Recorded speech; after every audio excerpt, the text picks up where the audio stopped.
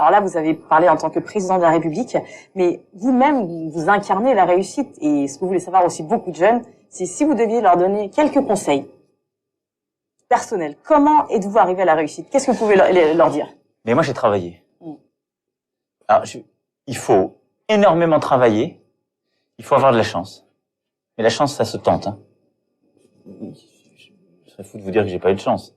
Il faut avoir de la chance au moment clé. Et il faut...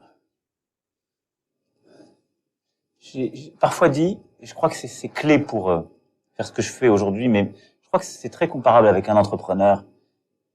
Je dis souvent, chaque soir, on se couche avec le doute. Et chaque matin, il faut se réveiller avec une foi terrible et une confiance en soi. Il n'y a pas d'autre chose. Si on se réveille le matin en se disant c'est foutu, c'est fichu, je suis bloqué, j'y arriverai jamais, c'est trop compliqué. Moi, honnêtement, je suis dans un pays où le système politique ne permettait pas de produire ce que je suis. Et je le dis à toute la jeunesse africaine. Moi, on a passé mon temps ces dernières années à m'expliquer que ce que je viens de faire était totalement impossible. Il fallait avoir un parti politique, d'abord avoir été élu, etc., etc. On me l'a expliqué tout au long de la campagne présidentielle, jusque dans les derniers jours. Donc évidemment, j'ai pris en compte certaines critiques. J'ai répondu à des points. Mais si je n'avais pas terriblement cru dans ce que je faisais, réussi à mobiliser des gens avec moi et autour de moi pour y croire, le réaliser, je ne serais pas là. Et donc, rien ne vous est donné. Rien. Et c'est encore plus vrai pour la jeunesse africaine. Il y a un côté pas juste. Il y a un côté pas juste pour vous. Mais dites-vous une chose, l'énergie que vous avez, la confiance en vous, personne ne vous la prendra et personne ne peut l'avoir à votre place. Donc, doutez chaque soir, mais réveillez-vous avec encore plus d'énergie le lendemain. Et là, je sais qu'il y a plein de filles qui sont en train de vous regarder et ils se disent « Oui, mais lui, c'est un homme. » Et moi, alors, en tant que femme, comment vais-je accéder à la réussite, à pouvoir... D'abord, là où vous avez raison, c'est que moi, je me suis dépêché parce que je pense que l'avenir sera aux femmes. C'est pour ça que j'ai pas du tout fait comme les autres avant moi, attendre 50 ou 60 ans pour aller à la présidence de la République. La génération plus d'Afrique francophone. Les jeunes, ils voulaient devenir fonctionnaires. Alors, on avait mis dans la tête que c'était super d'être fonctionnaire, etc., parce que c'était la sécurité.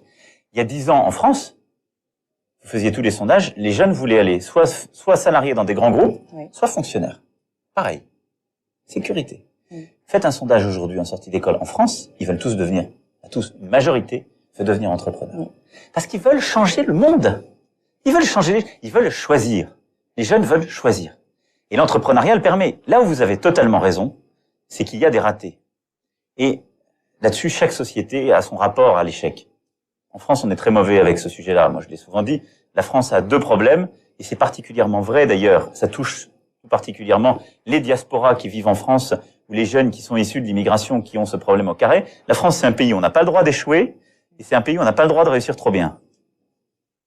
Donc, il faut réussir un peu au milieu. Bon, on est en train de changer tout ça. Il faut dédramatiser l'échec. Parce que quand on entreprend, on peut échouer. Et quand on échoue, on apprend. Et donc, quelqu'un qui a échoué est beaucoup plus fort que quelqu'un qui n'a pas tenté. Et ça, faut se le mettre en tête. C'est ce que je leur ai dit là. Vous allez parfois échouer, mais vous allez apprendre. Et à la fin, vous réussirez à faire quelque chose qui vous correspond. La pire des choses, c'est de ne pas essayer aujourd'hui. Et d'autres vont formidablement réussir. Et ils vont inspirer les autres et les tirer. Et permettre d'en embaucher d'autres. Donc moi, je crois à cette capacité, à cette vitalité, en quelque sorte, de l'économie. Ça suppose beaucoup de force, de confiance. Et ça suppose d'avoir des systèmes qui sont pas bloqués. Qu'est-ce qui tue l'entrepreneuriat?